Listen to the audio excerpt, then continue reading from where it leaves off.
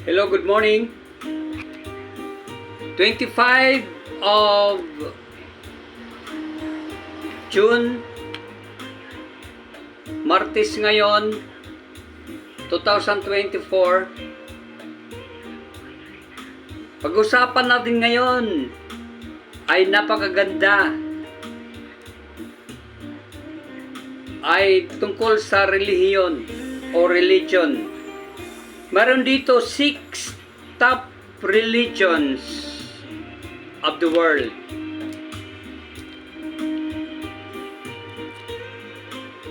Six top religions of the world.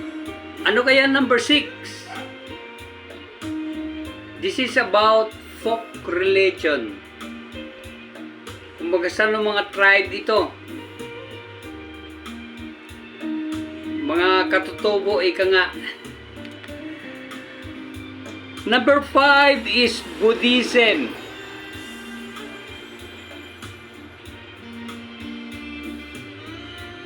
And number 4 is Hinduism. Hinduism. Meron tayong boxer na magaling. Ang kanyang religion ay Hinduism at saka Buddhism. Si one-time Keith Thurman. Number 3 is irreligion. Mayroon silang, pag sinabing irreligion, mayroon silang, pag pinibigkas ang relihiyon, parang hindi sila komportable. Ayaw nilang masabi ng tao kung ano ang relihiyon nila. Irreligion.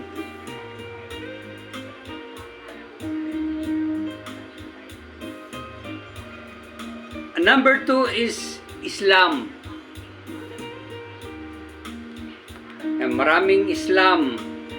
Saudi Arabia, Islam yan. What is number 1?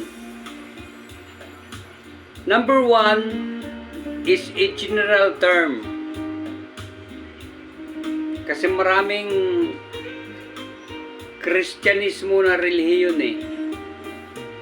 Nandyan ang Iglesia ni Cristo,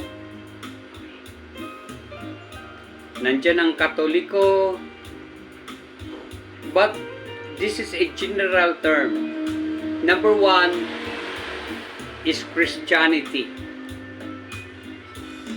By the way, na-i-vlog ko na kung paano ako natawag sa iglesia dito sa General P. De Leon. Oh, that's my religion, Iglesia ni Cristo. Ang sabi ni Cristo, kasulat sa Biblia sa Juan 19, na sino man, ako ang pintuan, sabi niya, sino man ang taong pumasok sa akin ay siya'y maliligtas. Yan ang mga katotohanan na yan. Ang alam ko lang, pag sinabi ng Diyos, mangyayari. Katulad noon nung Arka ni Noe. Ang tao ay nasa pag-aasawa, nasa paggawa ng bahay nila, pero hindi nila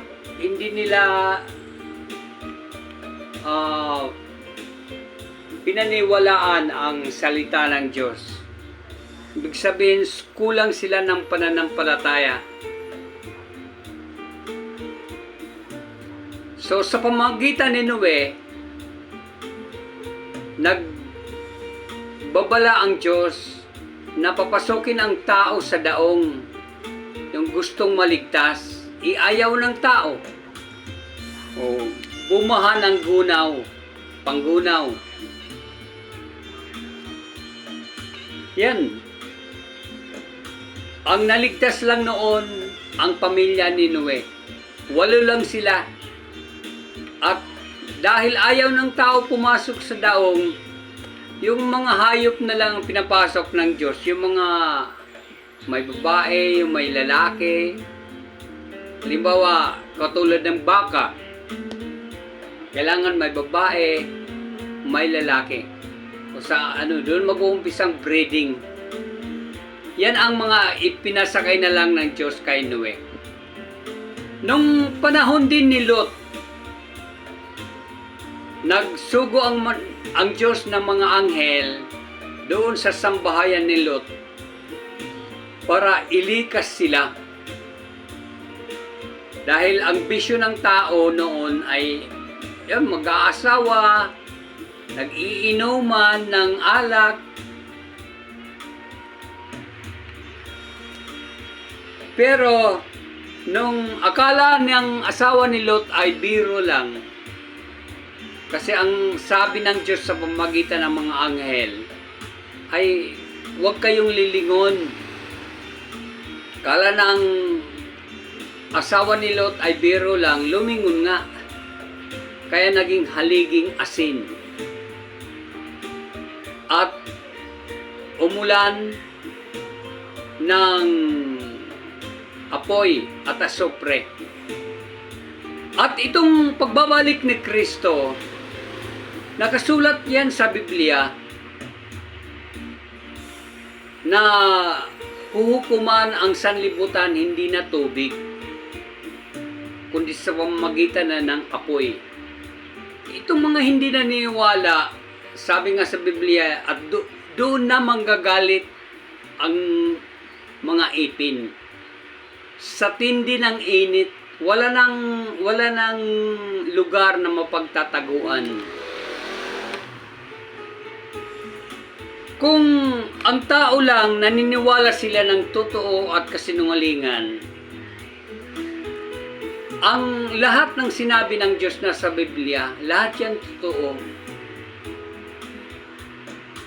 Kaya sinabi ni Kristo, ang sinumang taong pumasok sa akin ay siya'y maliligtas. Ibig sabihin sa iglesia ni Kristo, katotohanan naman ang mga sinasabi dyan eh.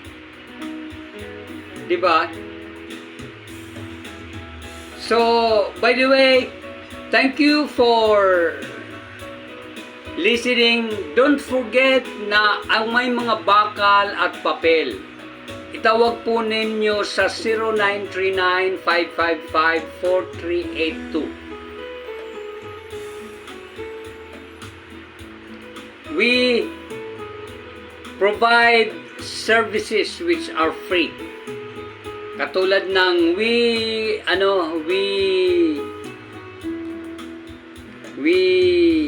abolish rentals in archives. Yan. We provide free tracking, free manpower, free mailing distraction. 7 yan. Libre. Ang mailing lang, ang shredding ang nakasanayan ng mga kumpanya, which is obsolete na ang shredding. We advise na hindi na pumatol sa shredding dahil kung ang shredder ay dinala sa site ay hindi katugma doon sa kuryente ng kumpanya, ay masusunog lang ang inyong building. Katulad noon, ang LBC building ay nagpaserbisyo sa amin. Muntik na masunog. Buti na agapan. Hindi lahat ng pagkakataon maaagapan.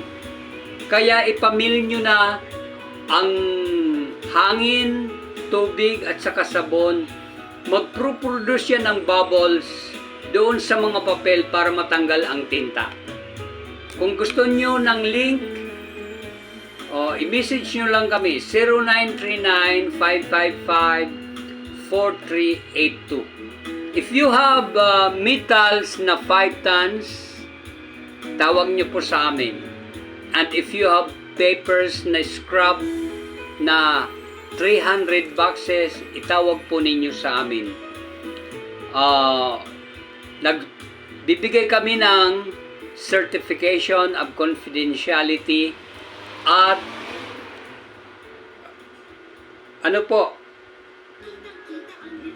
with non-disclosure warranty. So that's all for today. I mean, for this vlog.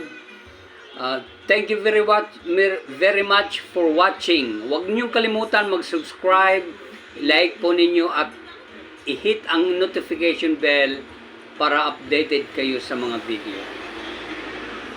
Take charge. Bye-bye.